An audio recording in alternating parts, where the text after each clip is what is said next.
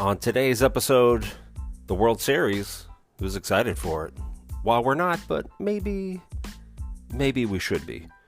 And then we'll talk about some things to watch and some games to watch this weekend. I'll hand out some awards because it's 2023. Why not? We just hand them out for no reason. Wake up, Mules Nation. Time to dig in. Welcome to the show, everybody. However you're listening, whenever you're listening, thanks for making us a part of your day. Welcome to the Sports Mules. I'm your host, Eric Heiner. So we'll start off with the World Series here. And I know everybody is super excited about this. I mean, I know at the beginning of the season, everybody was thinking, Lord, please, let us have a Rangers Diamondbacks World Series. And he listened, and he's answered our prayers, and here it is. So I know a lot of people are unhappy about this. Most of the people in Philadelphia, but they're unhappy about a lot of things. But I think this is one of those things where, the matchup itself doesn't look super interesting. A lot of guys on both teams, nobody really knows them. I think, with the Phillies, there was a lot of stars on there. Everybody knew the names. Kind of the same thing with Houston. They've been around for a long time. So everybody knows them as well. There was a stat yesterday I read that, this is the first World Series since 2016, somewhere around there, where the Dodgers or Astros have not been in it. So some of the familiarity is gone.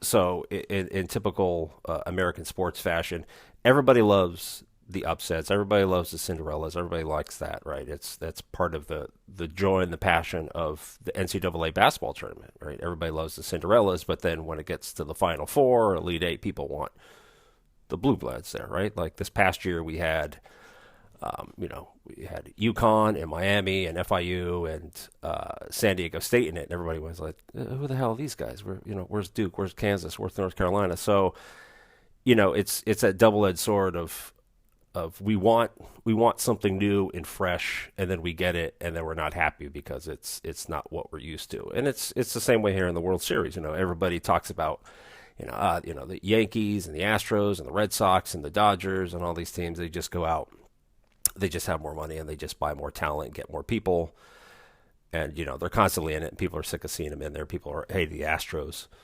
I know for one, I was really rooting for the Rangers because I myself, I'm just tired of the Astros. They're in it all the time. This is the 7th straight year or something like that they are in the ALCS. So people get tired of it, and then things pan out, and we finally get the young guys in here, the people who aren't in bigger markets. Although yes, I know Dallas for the Rangers is a massive market, but the payrolls and everything aren't the size of these other teams. So we've gotten what we wanted, and people are unhappy with it, and I understand, but I think we should be excited for it, right? This is what we want out of sports. This is what we want out of leagues, right? To produce some sort of equal playing field that anybody at any payroll can, if they assemble the right teams, can go as far as possible. And both of these teams, in 2001, Rangers had 102 losses. Arizona had 110 losses. And here we are 2 years later, and they're both in the World Series. So I think that's something that we should, as fans of baseball, the fans of sports, should kind of come out here and really be excited for. We get to see some new sights, get to learn some new players, because this, at the end of the day, this is kind of what sports is about, right? If you just want to have people with the biggest payrolls just constantly winning all the time, just take a look overseas at European soccer, football, and it's the same teams at the top because they literally just go out and buy everybody humanly possible because there's no real restrictions. There's nothing there. If you have the money, you could buy it. And it's great if you're those teams in those cities and you're constantly winning, but the little guy never really has a shot. So I think we should be excited about this. I was upset the other day, but I think I'm probably going to tune in to this World Series and kind of see how this unfolds. I think one of the great parts from this as well is there's some familiarity, I suppose, in the GMs for both teams. So Mike Hazen and Chris Young. Mike Hazen is the general manager of the Diamondbacks, and Chris Young is the general manager of the Rangers. Both Princeton grads. Mike Hazen was born a few weeks before me, and he is the GM of a World Series contending team. And I'm sitting here in my living room in a hoodie and shorts. So, things can be equal in life. And Chris Young is younger than me, no pun intended. So things are really looking up for all of us. But I think you have two Ivy League baseball players who both made it to the league. Some careers were longer than others, and now here they are, both in prominent GM roles, running these organizations, and have done a fantastic job. So, Ivy League is not just for lawyers and doctors; it is also for baseball GMs to underserving markets. So, there's definitely that bonus in that. So, I think it's a good watch for everybody. If you are a baseball fan, if you are a fan of the sport, right, not just Major League Baseball, but just baseball in general, I think this series is definitely worth a watch. Not sponsored by anybody, although I am hoping for some stolen bases because I would like some free tacos from Taco Bell. So don't let me down, guys. So that should be an exciting game, exciting series to watch. So we'll see how it starts off tomorrow. And I think it's just a great opportunity for all of us to embrace what is great with sports, and learn some new people, right? Learn some of these new players. Watching these series on both sides for both teams. There's a lot of talent I had never known about, a lot of stories I didn't hear about, and I'm interested to see how they kind of do going forward. And they've performed great up to now. Arizona was the last team in basically the playoffs on the National League side, down 0-2 and against the Phillies, and then they're down 3-2. Fought back in both of those games, and fought back in the series and made it to the World Series. So exciting to see. Have they run out of steam? Did they use everything just to get here, or can they keep kind of this Cinderella story going? And on Texas' side, Texas had a great team all year. Great pitching, great offense. Towards the last quarter of the season, we're seeming to run out of steam a little bit. Houston got ahead of them, but when the playoffs started, they kind of caught fire again and have been on a roll ever since. Went up against their kind of nemesis down there in Texas against Houston. Where I think this was the first series in history for the ALCS that every away team won a game. So there's a little nerd fact for you. So have them come out here and finish off the season strong, and then come into the playoffs on fire, and then head into the World Series here kind of on that head of steam of playing well. Slayed this kind of foe that they've had in front of them the last couple of years, and now to come up against kind of these young guns who don't know that they're not supposed to be there. So it should be interesting. Two teams that really have nothing to lose, right? Well, other than the World Series and rings and lots of money, but that's something else. So super excited to watch that, and I think you should all be too. So let's all get on board. Let's support these guys. Let's support these teams and support this sport. And maybe if we can do that, we can send a signal to the rest of baseball and some of these underperforming smaller market teams that do things correctly, even on a lower medium side budget, and you two can achieve great things. So excited for that. Okay, let's get into some things that people are really interested about, right? Let's talk some sports. Excuse me, I'm going to take a sip of my coffee here. Not a sponsor. Could I have edited that out? Absolutely. Could I have waited?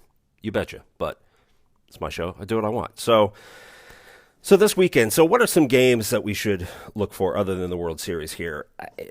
Kind of scrolling through things, some things to watch later on. The NBA season, NHL season has started, so there's tons of games on for that, things to watch and see how this season story begins to unfold for both of those sports. So there's things in that to watch, but let's be honest, it's football season, so that's what we're really worried about.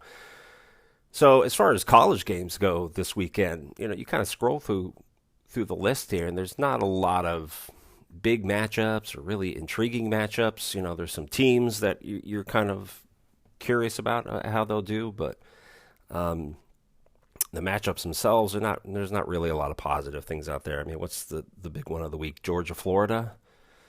I guess so. I mean, the world's largest caught with a DUI after the game.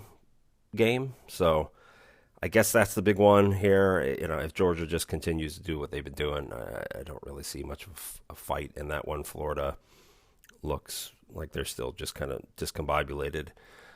They look like me when I'm not on my medication. Are they up? Are they down? Who knows? But maybe it'll add for much like me when I'm not on my meds. Maybe it'll add for a good time. We'll see. The only game that I'm really concerned about this weekend, as should everybody be, is our beloved Muhlenberg Mules facing off against our arch nemesis and rivals, the Johns Hopkins Blue Jays. That's the game that we should all be concerned about. Don't know how to watch it or find it or hear about it? That's what I'm here for. I'm going to tell you. So go to Muhlenberg's website, go to the football page, and then you could listen and or stream the game.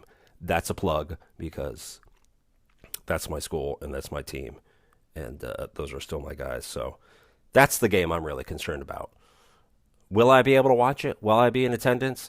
Absolutely not. I'll get to that later on, but I'm super excited for that game. My boys are ready. They're ready. I know they'll be ready. This is the one. Staff will have them set up. Crowd will be jam packed. They'll be ready. It's just about keeping our composure and nerves straight. But I have full confidence in them, and I will be checking that score every 18 seconds. And then after that one, that's all I really care about for college. And then NFL, at this point, the only game I'm really concerned about and that I really want to watch is kind of whatever game that mentions Taylor Swift the least or not at all. That's really what I'm interested in. And Swifties, don't come at me. Don't come at me. All right. I'm a Swiftie myself, but even I'm tired of hearing about her. Okay, enough is enough. I find it amazing because the man that is dating Taylor Swift has a podcast that he does not mention her as much as broadcasters do, regardless if it is a Chiefs game or not. I mean, you can't watch an Eagles game at this point without hearing about Taylor Swift because, there is a Kelsey brother on the team. Might be my favorite Kelsey. And then also there's a Swift on it. So easy slam dunk for those guys to make that reference. So yeah, at this point, I just want to watch an NFL game that does not mention Taylor Swift. So those are the games I'm really looking forward to. We'll see how all that pans out. And then some things to watch in the next couple of days and couple of weeks to see how things kind of unfold and what's going on. I said about, NBA and NHL starting now, so there's those things to watch. College basketball will be starting in a few weeks as well, so that's exciting times as that starts to unfold. But I think the two big ones to kind of watch in the next couple of weeks on an actual, interest serious level are one, the issue between the NCAA and Michigan football right now as they're continuing their investigation into kind of sign stealing, cheating scandal, whatever they want to reference it as or classify it as. I think if you look it up, it's still a lot of gray area and muddied water as far as what's going on and who's responsible and who's, what they're really looking into. If they're concerned, if the NCAA is concerned about people going to games and kind of scouting teams ahead of schedule, I mean, that's just how life is in football in general. And if they're worried about them looking at the sidelines and taking video and trying to steal some signals for what they're playing, again, it's a part of the game. It's if you're watching film as a coaching staff and you're seeing what they're playing in situations and what they're running, but you're also kind of taking a quick peek like, hey, are they signaling something in? Who's signaling something in? That's just part of the game. That's just part of coaching.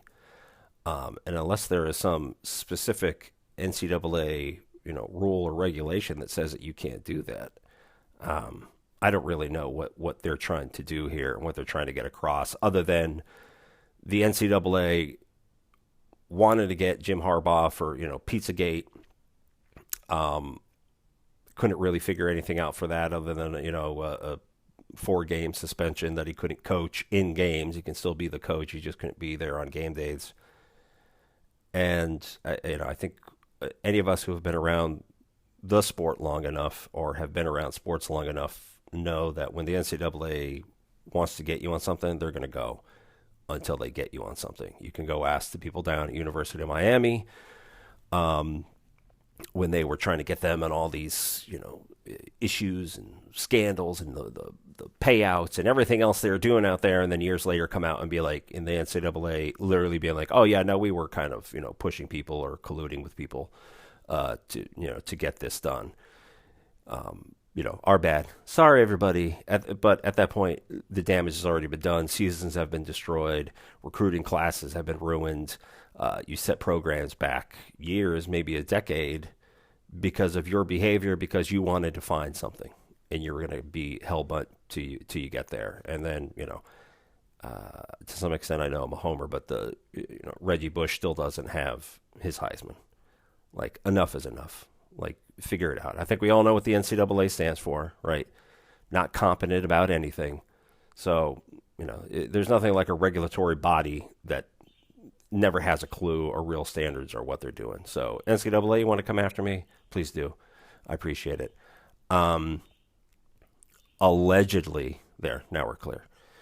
But yeah, so how kind of what continues to progress in that one, and the more information that comes out, if Michigan actually did something wrong, then yes, they deserve to be punished for it. And if it's not, and it's just the NCAA, being bitter and being petty about things. Nobody loves being petty more than me, but enough. Like, if there's something there, then do your job, be responsible, and take care of it. And if there's not, then move on and actually do something that helps student athletes' life, not just going after programs and coaches that you don't like.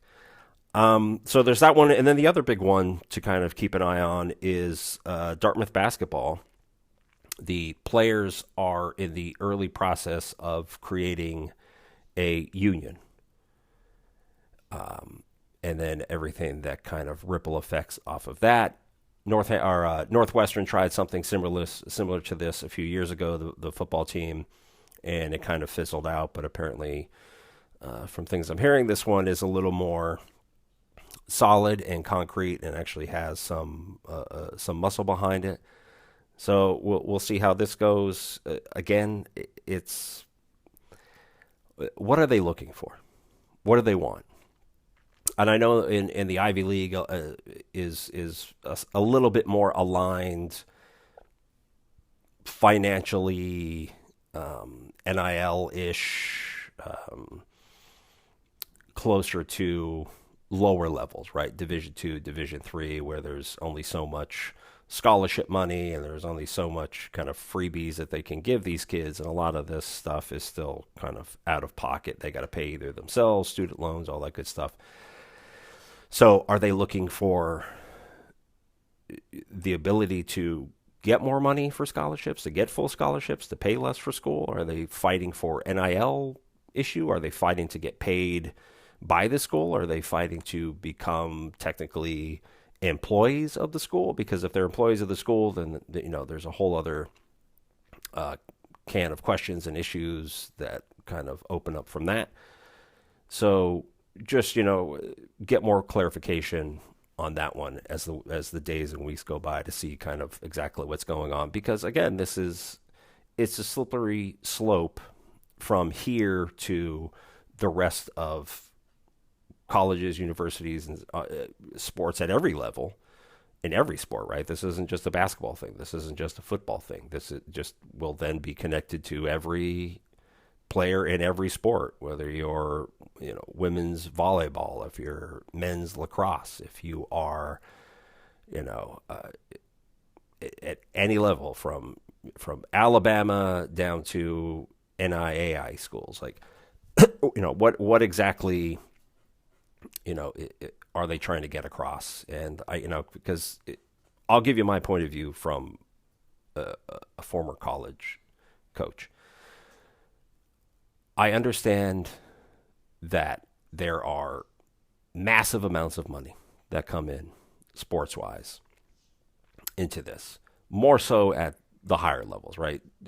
Junior colleges, D3, D2, even a lot of FCS schools, the old Division One AA. These athletic programs are not bringing in a lot of money, if at all. Even FBS schools are not bringing in a lot of money. Most of these schools break even, if that, if they're lucky. All the money that comes in, everybody's argument is, these schools are making millions and billions of dollars off of these student athletes, and these kids don't get any of it. Well, that's not entirely true. In fact, it's not true at all.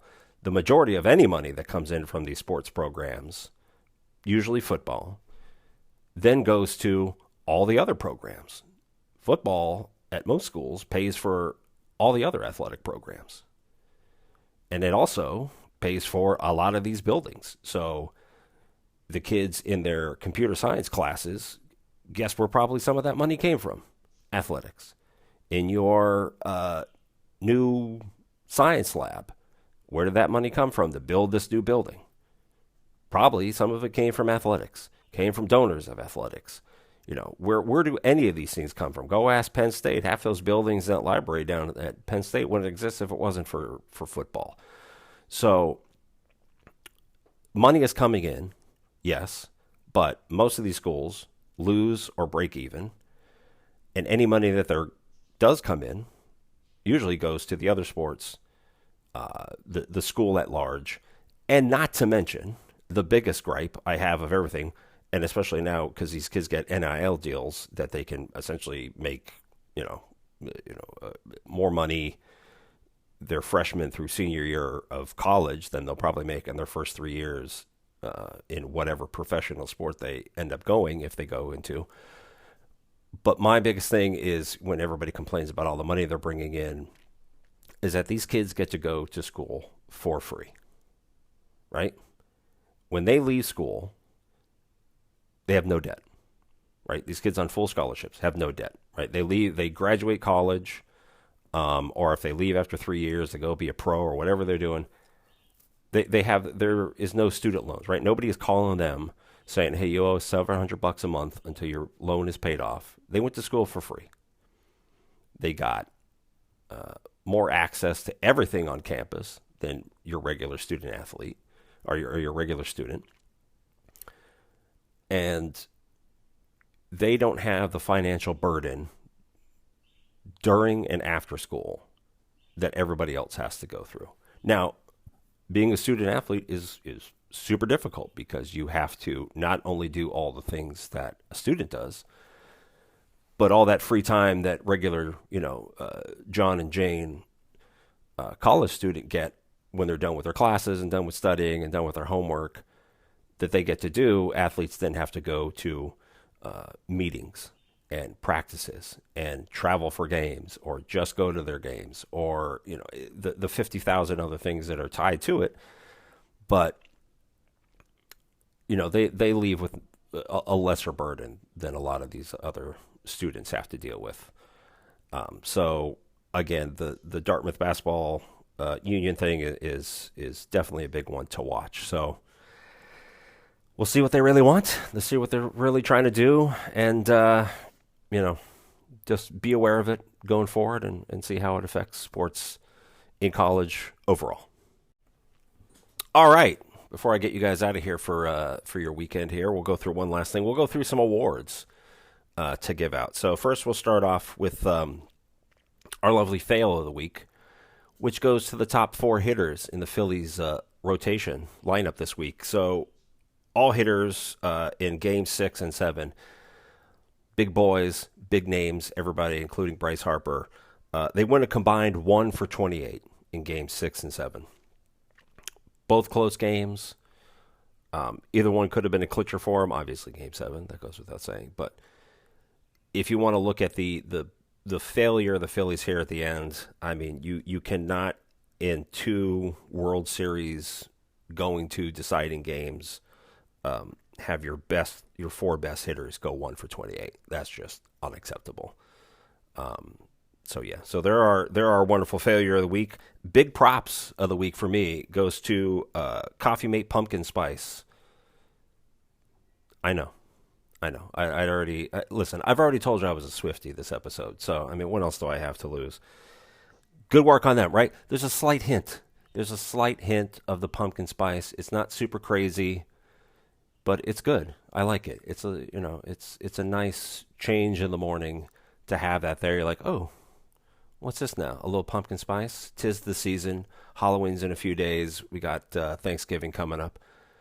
I like a little pumpkin spice. I'm not crazy. I'm I'm crazy, but I'm not that crazy when it comes to pumpkin spice. Where I'm waiting in line and yelling in people's faces at Starbucks because I asked for a grande and they gave me a venti. I'm not even sure. Are those two things? Those are sizes, right? Okay. It's a Coffee Mate Pumpkin. Thanks, guys. Also, not a sponsor. Not a sponsor yet. Not a sponsor yet. And then winner of the week. This is an easy one. My daughter. She turned 16 on Monday. She's got a Sweet 16 party tomorrow or on Saturday. So excited for that. My bank account, not super excited. It's not really happy with me at the moment. But she's the love of my life. I'm lost without her. I don't know what to do. Super, super happy for her. Super proud of her. She's a great kid. I'm super lucky. But happy birthday to my bugs. And my buddy Angel Be Live will be DJing. So excited for that as well. Incredible DJ. Just great artist. If you guys want to look him up, here's a plug for you, buddy. If you want to look him up, Angel Be Live, literally throw a dart at any social media and you'll find him because he's everywhere. But he's my brother. Love him. Thanks. Appreciate everything he does for me and helping me out with that. I know Brooke is super excited for it as well. So that's my winner of the week, which I guess makes me a winner because if she's happy, then I'm happy. Because if she's not happy, well, let's just try to not get to that. But that's the show this week, guys. I hope you enjoyed it. Hope it was entertaining. Hopefully I wasn't as long-winded as last time. And because I do listen to comments and try to be better. So I listen to what you guys say as much as it hurts me to do. But I do listen to people. So I hope you enjoyed it. Hope you guys have a great weekend. Have a great rest of your day, rest of your week. Go into this weekend, get excited, have some fun here. Hopefully the weather stays nice for you wherever you guys are at. Go out, have some fun, touch grass, enjoy life. I'll talk to you guys next week. Dig in. Go Mules.